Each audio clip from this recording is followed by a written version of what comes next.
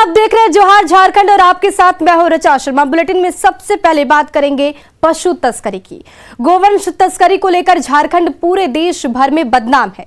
गोवंश तस्करी का जाल बिहार से लेकर झारखंड और झारखंड के रास्ते पश्चिम बंगाल के बाद बांग्लादेश तक फैला है। गोवंश तस्करी के सिंडिकेट में हर किसी की भूमिका और हर किसी का हिस्सा तय है। आज न्यूज़ 18 गोवंश तस्करी के इस खेल का खुलासा करने जा रहा है। गोवंश तस्करी में बिहार के बांका जिले धोरैया बाजार की भूमिका से लेकर झारखंड के गोड्डा और पाकुड़ जिले की भूमिका का भी खुलासा हम आपके सामने करने जा रहे हैं। पहली बार आप गोवंश तस्करी में शामिल लोगों का कबूलनामा और पुलिस की भूमिका को टेलीविजन स्क्रीन पर सुनेंगे। रात के अंधेरे में मवेशियों का जत्था एक जगह से दूसरी जगह सुरक्षित स्थान तक पहुंचाया जाता है और जब देर रात लोग गहरी नींद में सो जाते हैं तब गौ तस्करी का यह व्यापार अपने परवान पर होता है। तो आज इसका खुलासा न्यूज़ 18 आपके सामने करेगा।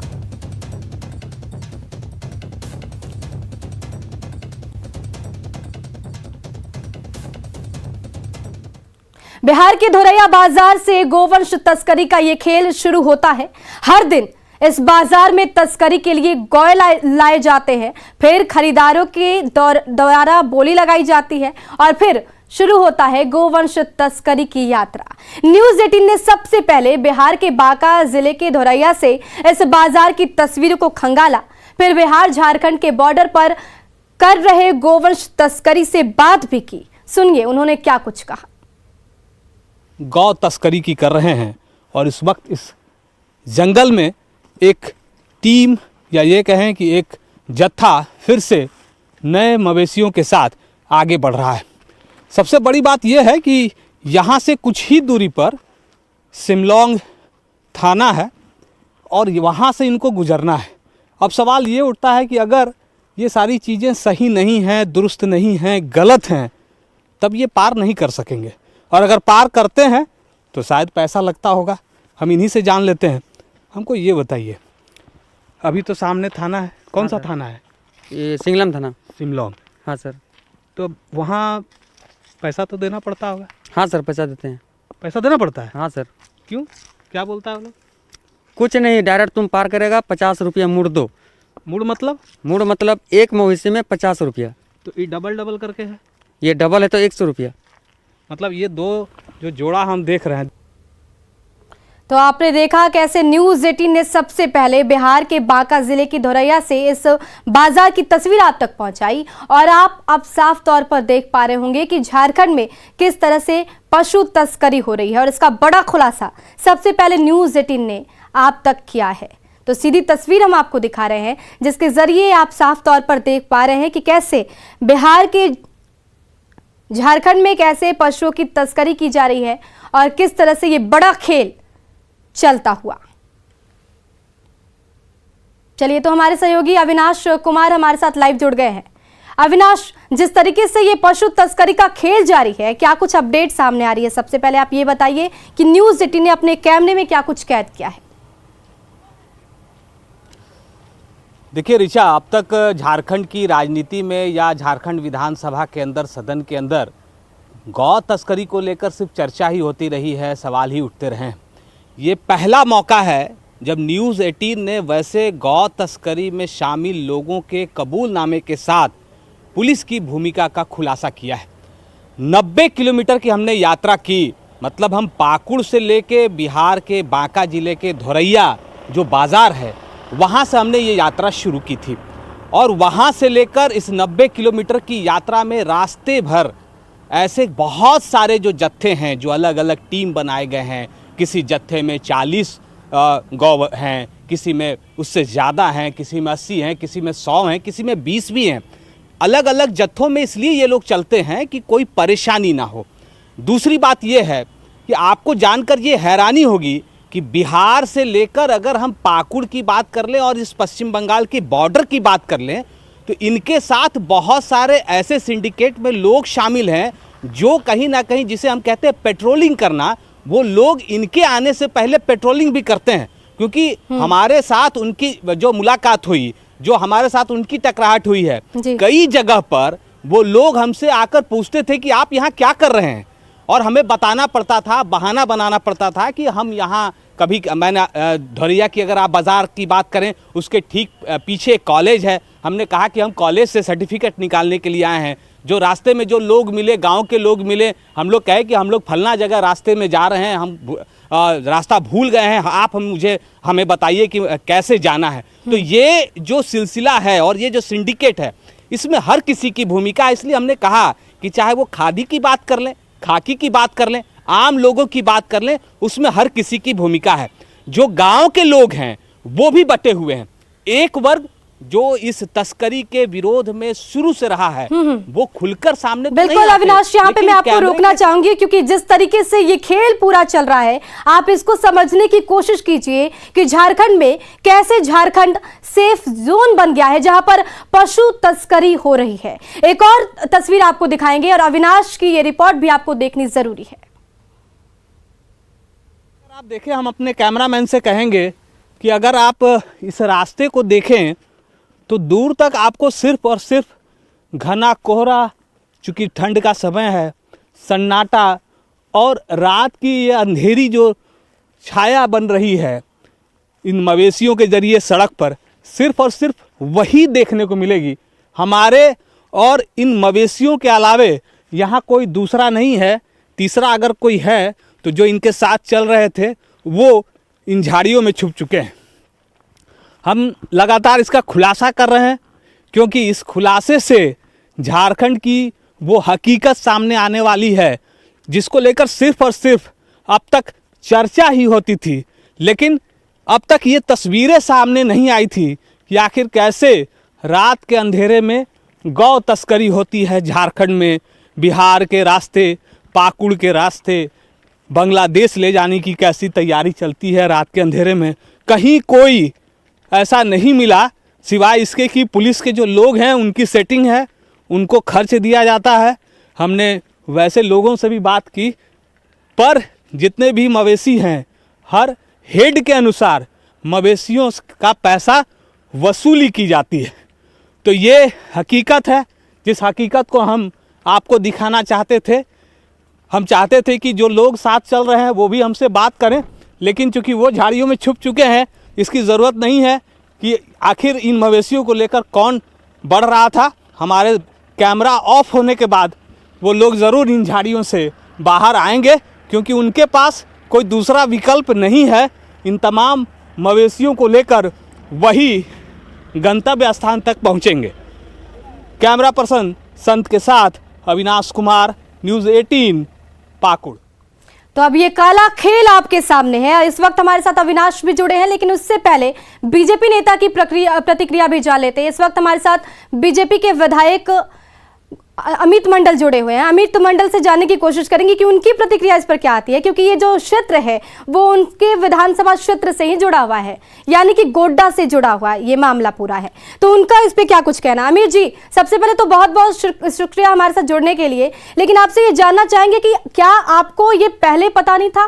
क्या अगर आपको पता था तो शिकायत कभी की आपने? देखिए, ये जो पूरा मामला है ये बहुत ही गंभीर मामला है, और क्योंकि गोड्डा का जो सीमा है वो बिहार से सटा हुआ है, और बिहार में चाहे धोरैया हो गया, नौगछिया हो गया, वहां से गौ तस्करी का मामला आए दिन देखा जाता है कि झारखंड के रास्ते और खासकर गोड्डा पाकुड़ होते हुए उसको बांग्लादेश पहुंचाया जाता है।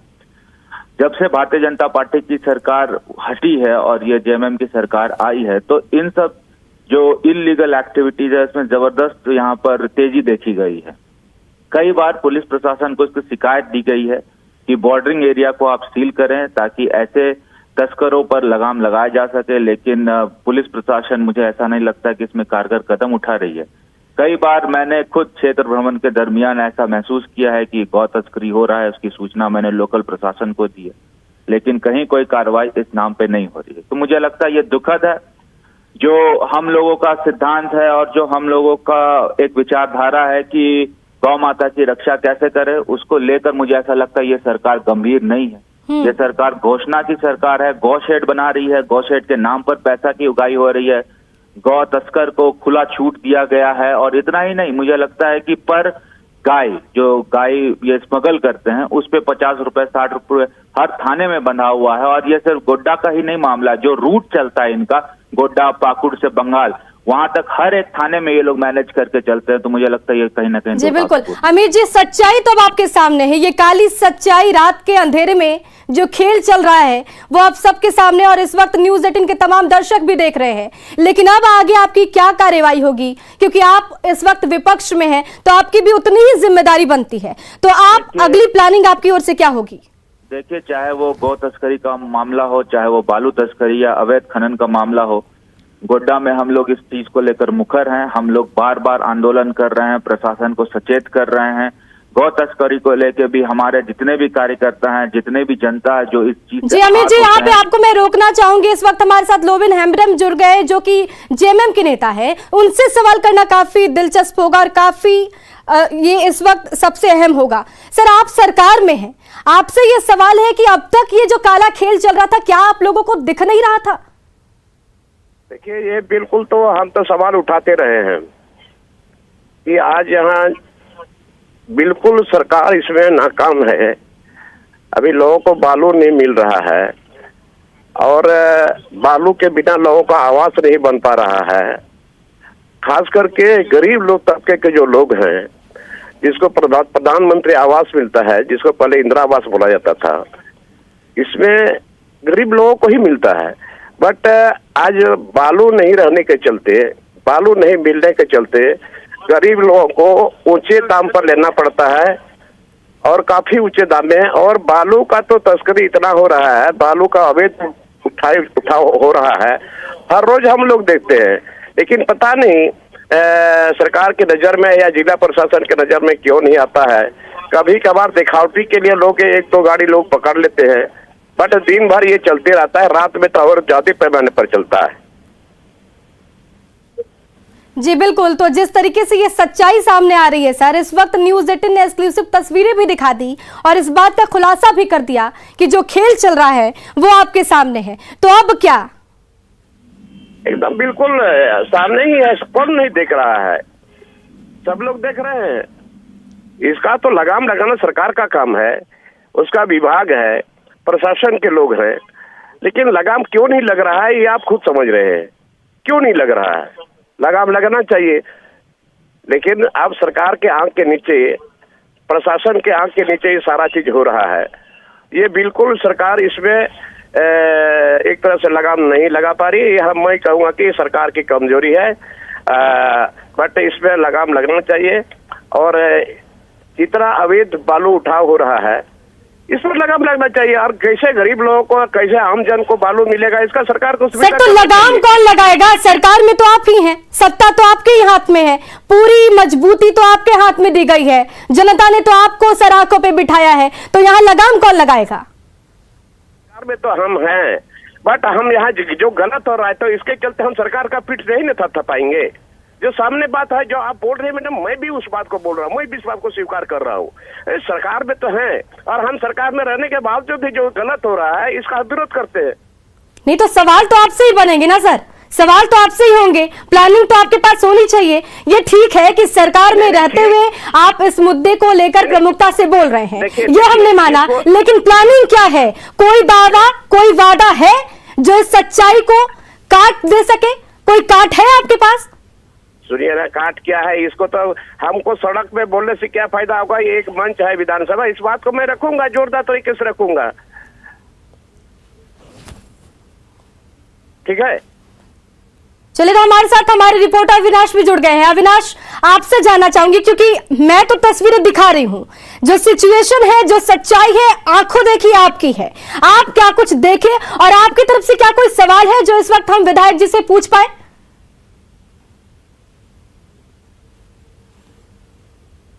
और जो सच्चाई है, चाहे वो बीजेपी की सरकार रही हो या अभी जो मौजूदा गठबंधन सरकार हो, सिर्फ अंतर इतना होता है कि जब बीजेपी की सरकार आती है तब ये जो तस्करी है, ये थोड़े आप कह सकते हैं कि इसका जो रूट है वो बदल जाता है। सीधे सड़क से होकर जाने के बजाय गांव के रास्ते लोग जाने लगते हैं। कभी तस्करी रुकती नहीं है। जब गठबंधन की सरकार आई है, और जैसा कि जो गौ तस्कर ही कह रहे हैं कि पहले प्रति व्यक्ति के हिसाब से जो गौ लेकर जाते हैं 200 रुपए देने पड़ते थे। अब जो सरकार आई है, इस सरकार का आलम यह है कि प्रति जो गौ है, जो मवेशी हैं, प्रति मवेशी के हिसाब से 50 रुपए देने पड़ते हैं। अब आप समझ लीजिए कि अगर एक एक जो जत्था है जो जाता है एक एक थाने को 2000, 4000, 8000, जो बड़ा जत्था है 10-10 हजार रुपए देने पड़ते हैं। तो आप धोरैया बिहार से लेकर अगर आप मुर्शिदाबाद तक के अगर आंकड़ों को जोड़ लें तो ये कितने का कारोबार हो रहा है और इसमें कितना बड़ा जो हम कह रहे हैं कि करोड़ों के ये इस पूरे धंधे में हर किसी की एक भूमिका है, तो उस भूमिका का हिस्सा किसको किसको मिल रहा है ये भी आप समझ सकते हैं। हैरान करने वाली बात यह है कि जो गौ तस्कर हैं जिनसे हमारी बातचीत हुई है, न्यूज़ 18 ने बातचीत की है, उन्होंने अपने आकाओं के भी नाम लिए हैं और कहा है कि कौन कौन लोग शामिल है इसमें और कैसे पुलिस के लोग पैसा देने के बिल्कुल अविनाश, आपने जो आंकड़े दिखाए हैं वो आंकड़े इनको समझना चाहिए और इन्हीं आंकड़ों के आधार पर अगर ये सरकार में है तो इनकी मंशा भी स्पष्ट होनी चाहिए। ये बात रख सकते हैं, अपनी कैबिनेट में भी रख सकते हैं, तो इनके पास तमाम तरह की सत्ता है, इनके हाथ में पूरी सरकार है, ये चाहे तो इस पे एक स्टेप लिया जा सकता है। लेकिन इस वक्त हमारे साथ जेएमएम विधायक और बीजेपी विधायक दोनों हैं, यानी कि सत्ता और विपक्ष दोनों को हमने सामने लाके खड़ा कर दिया है। आपके तरफ से क्या कोई सवाल है?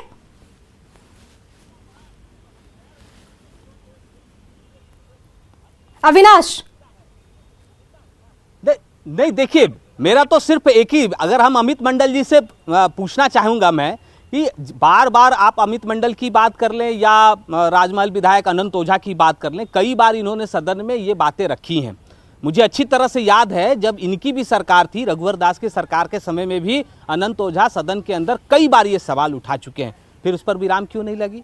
जो मौजूदा सरकार है, लोबिन हेम्ब्रम जो कह रहे हैं, बोरियो विधायक हैं, वरिष्ठ नेता हैं, और आजकल अगर हम कहें तो सरकार के अंदर में उन्होंने बहुत अच्छी बात कही, लोगों को इस पर नोटिस करना चाहिए कि हम सरकार में, इसलिए ऐसा नहीं है कि हम सरकार से जो गलत काम कर रहे हैं उसके भी हम वाहवाही करें, हम उसके विरोध जरूर करेंगे, लेकिन दोनों ही सिर्फ राजनीति कर रहे हैं। क्योंकि अगर राजनीति नहीं कर रहे होते तो ये तस्करी समय के साथ आगे और नहीं बढ़ता, फल फूल नहीं रहा होता, ये इस पर विराम लगनी चाहिए थी। कितने गौ की गाड़ियां पकड़ी जाती हैं, कितने ऐसे जत्थे पकड़े गए हैं, ये बीजेपी के विधायकों को बताना चाहिए कि उनकी सरकार में कितने पकड़े गए, या अभी मौजूदा जो सरकार है वो भी बताए कि कहां कहां से कितने जत्थे पकड़े गए। और हम जिस तरह से आसानी से रात के अंधेरे में 12 बजे 1 बजे रात तक हम सड़क पर जब घूम सकते हैं तो पुलिस के जवान क्यों नहीं घूम सकते। बिल्कुल, बहुत बहुत धन्यवाद अविनाश आपका। और इस वक्त हमारे साथ बीजेपी विधायक और जेएमएम विधायक भी जुड़े थे, उनका भी बहुत बहुत धन्यवाद। लेकिन सवाल तो है कि आखिर ये गौवंश तस्करी का जो पूरा खेल चल रहा है वो खेल कब तक चलेगा, क्योंकि न्यूज़ 18 ने आपके सामने आंकड़े पेश कर दिए हैं, सरकार के सामने वो आंकड़े हैं, अब ये देखना होगा कि सरकार की आंखें कब तक खुलती है। फिलहाल इस बुलेटिन में बस इतना ही। बने रहे न्यूज़ 18 बिहार झारखंड के साथ। नमस्कार।